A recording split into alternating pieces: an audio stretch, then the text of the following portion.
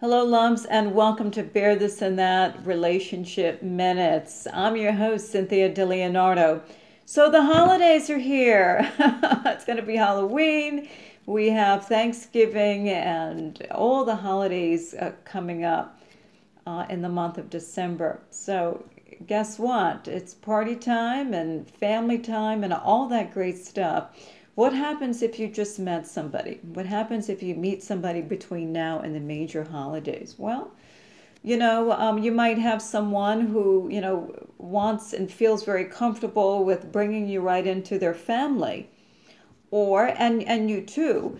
But you might meet someone, don't be surprised, that might want to make sure that you're going to be in their life for a little while before they bring you into the fold of their family and their personal friends and all that great stuff. So what I will share with you is just be mindful of that. Be mindful and have an open discussion. If you're spending a lot of time together right now, or in the next week or two, if you meet somebody, and if you start off spending a lot of time together, just have the conversation about the holidays. Don't be reluctant to have the conversation. This way there's no surprises at the last minute.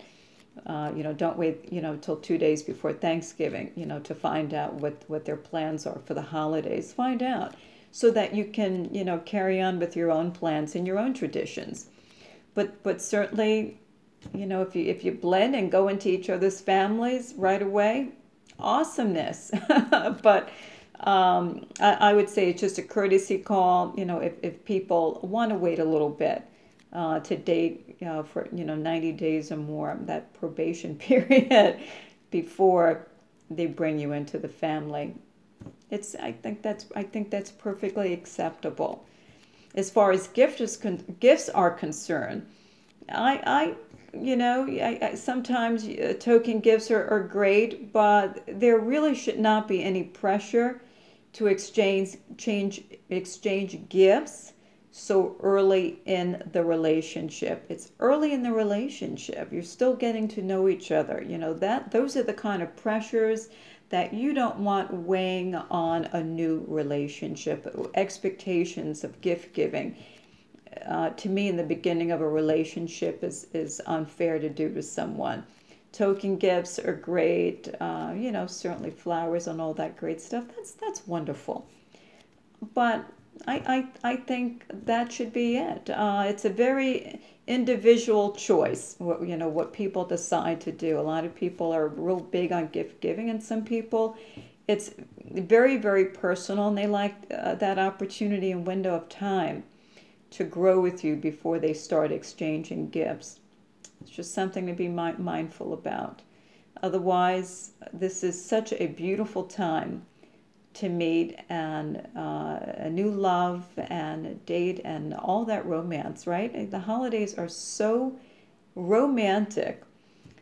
So, do it up. Do it up in the romance department.